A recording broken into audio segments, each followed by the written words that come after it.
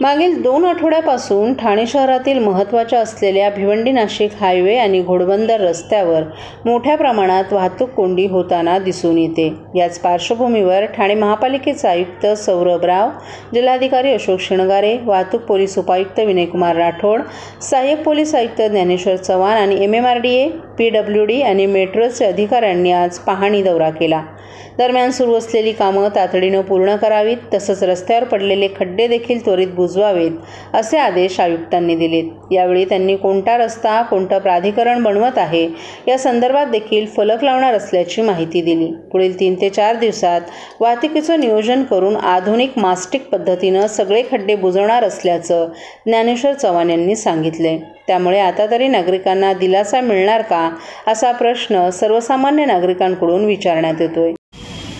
पावसाळ्याच्या दिवसांमध्ये वाहतुकीची कोंडी मोठ्या प्रमाणात होत असते, त्याला विविध कारणं असतात, परंतु ही कोंडी कशी कमी करता येईल या दृष्टीने आज सकाळी आम्ही नॅशनल हायवेची सुद्धा कलेक्टर साहेब, MSRDCचे अधिकारी, संबंधित ठेकेदार यांच्यासोबत पाहणी केली।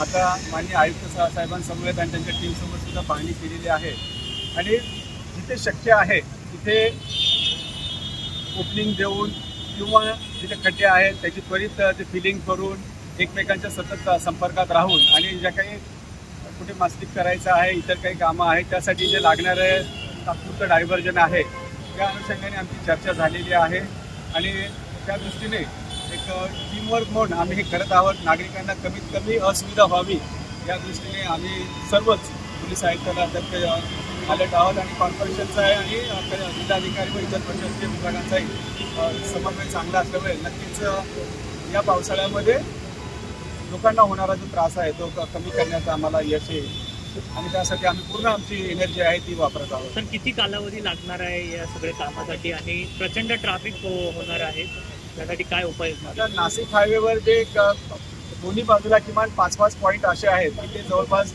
डायव्हर्जन पॉईंट आहेत, तिथे 4 लेनमधून रस्ता 2 लेनमध्ये येतो आणि तो जो कनेक्टिंग पॅच आहे तिथे खड्डे आहेत आणि पावसामुळे तिथे परमनंट कामही काही करता येत नाही, तरी सुद्धा लेटेस्ट जी काही टेक्नॉलॉजी आहे त्याचा वापर करून मॅस्टिक आणि इतर जे काही त्यांच्याकडे जे तंत्रज्ञान आहे त्याचा वापर करून ते पुढच्या 3 ते 4 दिवसात फिलिंग करून जास्तीत जास्त रोड सरफेस चांगला करणे आणि तो त्यातून व्हेहिक्युलर मूवमेंट फास्ट करणे या दृष्टीने आमचे प्रयत्न राहणार आहेत। मागील आठवडाभर घोडबंदर रोडवर होत असलेल्या वाहतूक कोंडीच्या पार्श्वभूमीवर महापालिका आयुक्त सौरभ राव यांनी आज पूर्व द्रुतगती महामार्गावरील माजोडा जंक्शन ते कापूरवाडी जंक्शनपर्यंत विविध प्राधिकरणामार्फत सुरू असलेल्या कामांचा आढावा घेतला। यावेळी मेट्रो प्राधिकरणामार्फत सुरू असलेली कामं तातडीनं पूर्ण करावीत, तसंच विविध प्राधिकरणाच्या अखत्यारीत असलेल्या रस्त्यांवरील खड्डे देखील दुरुस्त करण्याचे आदेश देत असतानाच सर्व प्राधिकरणानं समन्वय कामं करावीत असंही सूचित केलं। यावेळी अतिरिक्त आयुक्त प्रशांत रोडे, नगर अभियंता प्रशांत सोनग्रा, वाहतूक पोलीस उपायुक्त विनयकुमार राठोड, सहाय्यक पोलीस आयुक्त ज्ञानेश्वर चव्हाण आदीही उपस्थित होते। यावेळी आयुक्तांनी ज्युपिटर हॉस्पिटल, माजोडा नाका, कापूरबावडी परिसरात सुरू असलेल्या मेट्रोच्या कामांचा आढावा घेतला। विविध ठिकाणी मेट्रोच्या कामासाठी बॅरिकेडिंग केलेलं असल्यामुळे या ठिकाणी सातत्यानं वाहतूक कोंडी होत असून या कामांमध्ये बाधा न आणता वाहतूक कोंडी कशाप्रकारे सोडवता येईल या दृष्टिकोनातून नियोजन करावं। कापूरवाडी जंक्शनवर पेपर प्रोडक्ट्स कंपनीलगत असलेल्या पुलावर गर्डर उभारण्याचं काम गेल्या अनेक दिवसांपासून सुरू आहे। हे काम युद्धपातळीवर पूर्ण करून हा पूल वाहतुकीसाठी खुला करावा, अशी ही सूचना आयुक्तांनी यावेळी दिली। तसंच पावसाळ्यात रस्त्यांवर पडणारे खड्डे तातडीनं बुजवता यावेत यासाठी महापालिकेकडून आपत्ती प्रतिसाद दल स्थापन करण्यात आला असून त्यांच्यामार्फत तातडीनं उपाययोजना करण्यात येत आहे। महापालिका कार्यक्षेत्रातील रस्ते हे कोणत्या प्राधिकरणाच्या अखत्यारीत येतात हे न पाहता ज्या रस्त्यांवर खड्डे पडले आहेत ते तातडीनं बुजवण्यात येतील। पावसाळ्यादरम्यान करावयाच्या कामांबाबत सर्व प्राधिकरण समन्वयानं कामं करून नागरिकांना त्रास होणार नाही या दृष्टीनं कार्यवाही करण्यात येईल, असंही आयुक्तांनी यावेळी नमूद केलं।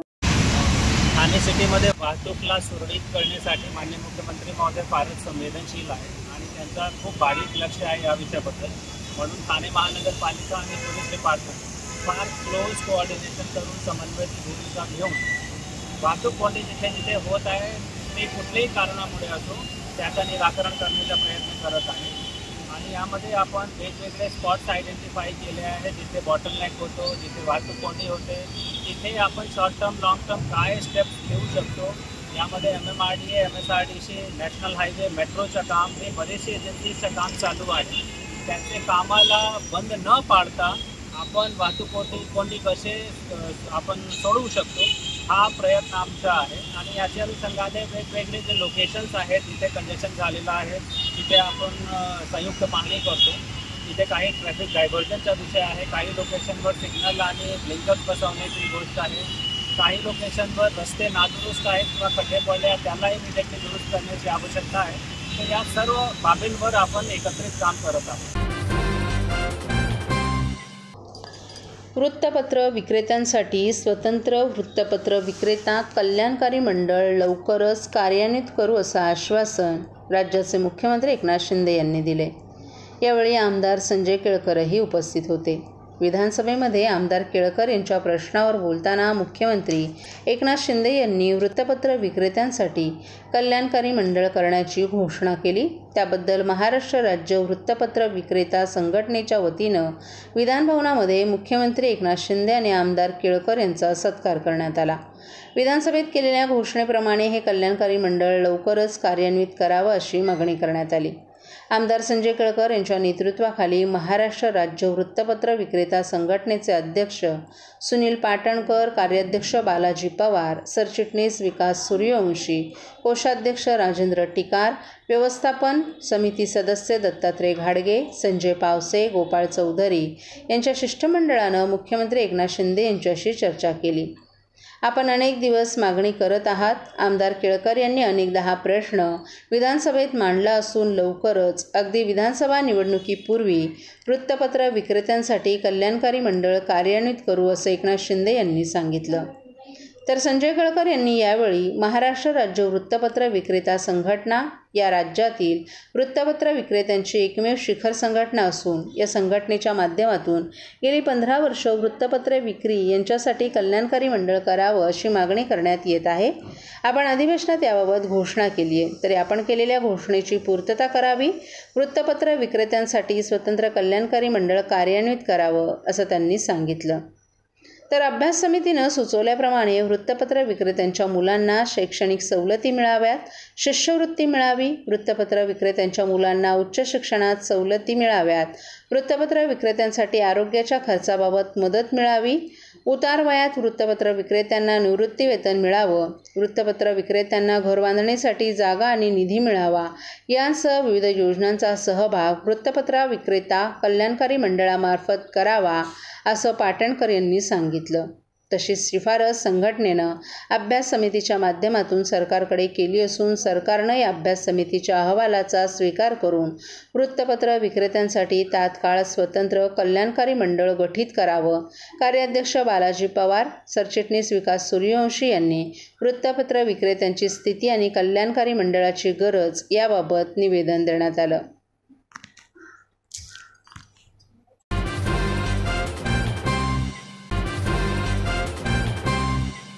सर्व नागरिकांना आवाहन करण्यात येत आहे की सध्या डासांमार्फत पसरणाऱ्या डेंग्यू या आजाराचा प्रसार रोखण्यासाठी प्रत्येकाने पुढील प्रमाणे कार्यवाही करावी.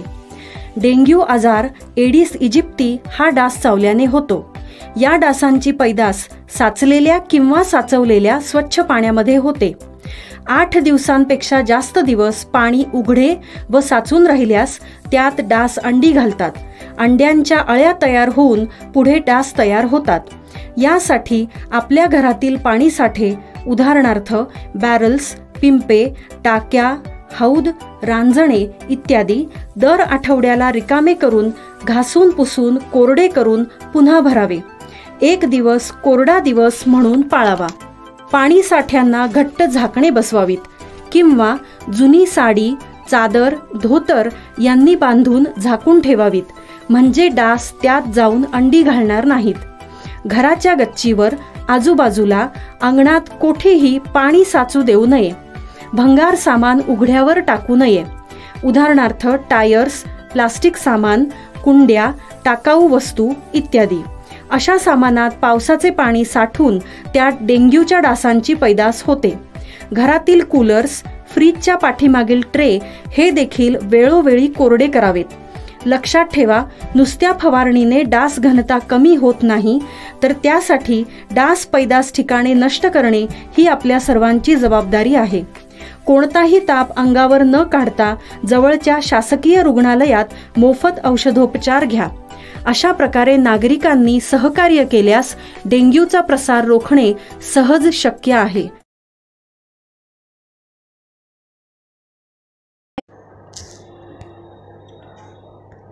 मीरा भाईंदरमध्ये गृहनिर्माण संस्थांना, कॉन्व्हेन्स तसंच विकासकांना बांधकाम परवानगीसाठी ब्रिटिशकालीन कंपनी द इस्टेट इन्व्हेस्टमेंट कंपनीकडून नाहरकत पत्राच्या आड बेकायदा लाखो करोडो रुपये वसूल केले जात असतानाच महसूल मंत्र्यांनी आश्वासन देऊनसुद्धा ठोस कार्यवाही केली गेली नसल्याचा आरोप करत या प्रकरणी शिवसेनेचे आमदार प्रताप सरनाईक यांनी कारवाईची मागणी विधानसभेत लक्षवेधी सूचनेद्वारे केली आहे.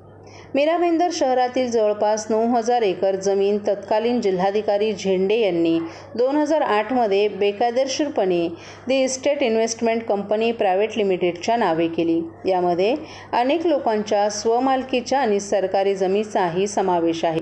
ही कंपनी मीरा भाईंदर येथील नागरिकांकडून आणि विकासकाकडून NOC देण्यासाठी लाखो करोडो रुपये वसूल करते.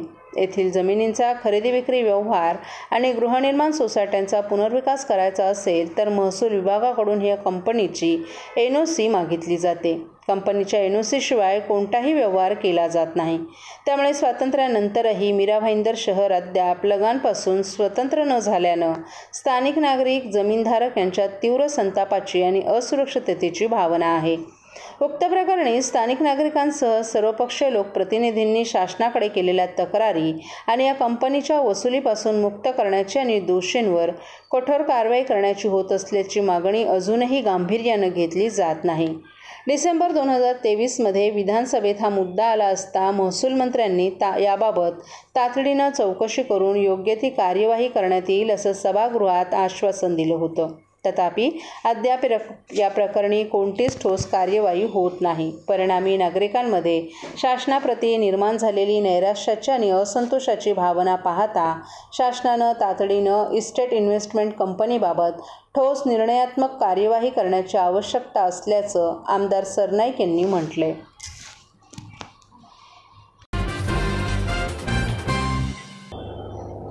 ठाणे महानगरपालिका आणि ठाणे शहर दैनिक पत्रकार संघ यांच्या संयुक्त विद्यमानं 19 ऑगस्ट या जागतिक छायाचित्र दिनानिमित्त ठाणे महापालिका चषक 2024 या राष्ट्रीय छायाचित्र स्पर्धा हिंदू हृदय सम्राट, शिवसेना प्रमुख बाळासाहेब ठाकरे स्मारक, इटर्निटी सर्व्हिस रोड, 3 हात नाका येथे आयोजित करण्यात आली आहे.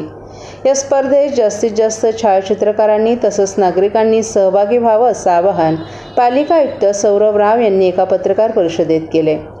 ठाणे महापालिका चषक 2024 या राष्ट्रीय छायाचित्र स्पर्धेची माहिती देण्याकरिता पालिकेतील नरेंद्र बळाळ सभागृहात एका पत्रकार परिषदेचं आयोजन करण्यात आलं होतं. या पत्रकार परिषदेस उपायुक्त उमेश बिरारी, उपायुक्त तथा क्रीडा अधिकारी मीनन पालांडे, ठाणे शहर दैनिक पत्रकार संघाचे अध्यक्ष आनंद कांबळे, सचिव निलेश पानमंद, कार्याध्यक्ष विकास काटे, खजिनदार विभव बिरवटकर आदी उपस्थित होते.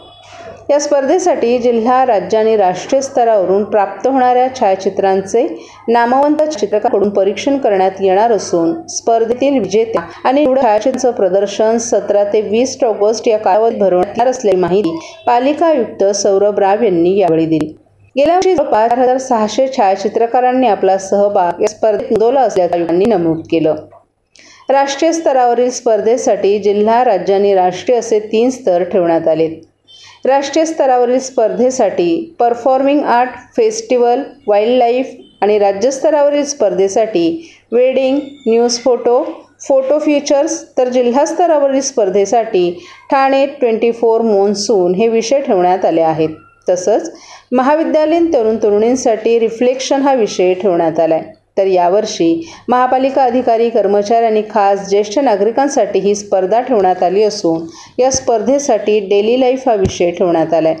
या स्पर्धेसाठी एकूण 6,75,000 रुपयांच्या रोख पारितोषिकांसह सन्मानचिन्ह आणि प्रशस्तीपत्रक देण्यात येणार आहे. तसंच सहभागी सर्व छायाचित्रकारांना सहभाग प्रमाणपत्र दिलं जाणार आहे.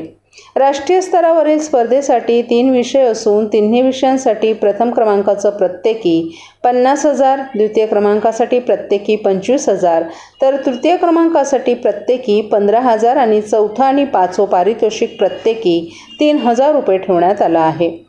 तर राज्यस्तरावरील स्पर्धेसाठी 3 विषय असून या तिन्ही विषयांसाठी प्रथम क्रमांकाचं प्रत्येकी 25,000, द्वितीय क्रमांकासाठी प्रत्येकी 20,000, तृतीय क्रमांकासाठी प्रत्येकी 10,000, चौथ्या आणि पाचव्या पारितोषिकासाठी प्रत्येकी 3,000 रुपये ठेवण्यात आले आहेत. जिल्हा स्तरावरील स्पर्धेसाठी 2 विषय असून दोन्ही विषयांसाठी प्रथम क्रमांकाचं प्रत्येकी 20,000 रुपये, द्वितीय क्रमांकासाठी प्रत्येकी 15,000, तृतीय क्रमांकासाठी प्रत्येकी 10,000, तर चौथं आणि पाचवं पारितोषिक प्रत्येकी 3,000 रुपये ठेवण्यात आलं आहे. महाविद्यालयीन विद्यार्थी आणि सर्वांसाठी खुल्या असलेल्या स्पर्धेसाठी प्रथम क्रमांकाचं प्रत्येकी 20,000, द्वितीय क्रमांकासाठी प्रत्येकी 15,000, तर तृतीय क्रमांकासाठी 10,000 आणि चौथं आणि पाचवं पारितोषिक प्रत्येकी 3,000 रुपये ठेवण्यात आलं आहे. ही स्पर्धा विनामूल्य असून स्पर्धेसाठी पाठवण्यात येणारी छायाचित्र जुलै ते 5 ऑगस्ट या कालावधीत www.tsdps.in या पत्त्यावर पाठवण्याचं आवाहन करण्यात आले.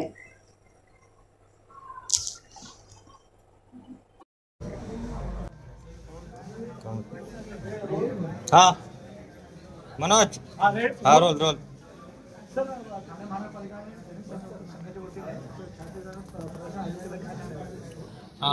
ठाणे शहर दैनिक पत्रकार संघ आणि ठाणे म्युनिसिपल कॉर्पोरेशन या दोघांचे संयुक्त विद्यमाने आपण यावर्षी सुद्धा आपण राष्ट्रीय छायाचित्र स्पर्धा आणि प्रदर्शन याचं आयोजन करत आहोत. हा प्रदर्शन 17 ऑगस्ट ते 20 ऑगस्ट या कालावधीमध्ये हिंदू हृदय सम्राट बाळासाहेब ठाकरे जे आपला स्मारक आहे तिथे होणार आहे. या प्रदर्शनामध्ये आपण एक आंतरराष्ट्रीय दर्जाची ज्युरी यांचा समावेश केला आहे, जे साधारणतः 300 विविध छायाचित्र आहे ते आयडेंटिफाय करणार आहे. 4 प्रमुख घटकांमध्ये 4 प्रमुख संवर्गमध्ये याला आपण विभागला आहे, ज्यामध्ये राष्ट्रीय स्तर, राज्य स्तर, महापालिका स्तर आणि तसेच ज्येष्ठ नागरिक संवर्ग यामध्ये आपण विभागला आहे. यामध्ये महिलांचा समावेश, महाविद्यालयाचे जे स्टुडंट्स आहेत त्यांचा समावेश आणि त्याच्यासे एक पाऊल पुढे जाऊन यावर्षी पहिल्यांदा आपण महानगरपालिकेचे जे अधिकारी कर्मचारी आहेत त्यांना सुद्धा संधी दिली आहे या छायाचित्र प्रदर्शनीमध्ये समावेशित होण्याचा. साधारणतः 25 लाख रुपयापर्यंतचा यामध्ये खर्च होणार आहे आणि 6,75,000 रुपये यामध्ये रोख पारितोषिक आपण विविध घटकांना आपण पारितोषिक म्हणून देणार आहे. वेगवेगळ्या थीम काय दिल्यात का? थीम म्हणून यामध्ये ठाणे सिटी, ठाणे नगर याला आपण केंद्रबिंदूमध्ये ठेवला आहे आणि दैनंदिन जीवनाच्या Thane daily life in Thane city हा मुख्य थीम आहे. हा थीम व्यापक स्वरूपाचा आहे आणि साधारणतः आपले आयुष्याचे जे विविध पैलू आहेत ते सर्वांचा यामध्ये समावेश होऊन जातो, म्हणून या पद्धतीचा थीम यावर्षी स्वीकारण्यात आला आहे. जी हां, यावर्षी महापालिकेचे अधिकारी कर्मचाऱ्यांना सुद्धा आपण संधी दिला आहे. महापालिकेचे अधिकारी कर्मचारी अपेक्षित असा आहे की ते 24/7 काम करतात आणि ठाणे सिटीचे कानेकोपरेपर्यंत त्यांची पोच आहे. मग निश्चितरित्या ठाणे याला केंद्रबिंदू जेव्हा आपण ठेवतो तेव्हा हे अधिकारी कर्मचारी हे यांचे दृष्टिकोनातून, यांचे कॅमेरेचे दृष्टिकोनातून ठाणे कशा दिसतो आणि त्यांचे छायाचित्राचे माध्यमातून ते नागरिकांना, समाजाला काही संदेश देऊ शकतात काय, म्हणून ही संधी त्यांना देण्यात आली. गेल्या वर्षी आपण एकंदरीत जे प्राइज मनी खर्च केला होता ते 4,73,000 रुपये होती. यावर्षी त्यामध्ये 2,02,000 रुपयाची वाढ करून 6,75,000 रुपये यावर्षी आपण प्राइज मनी ठेवली आहे.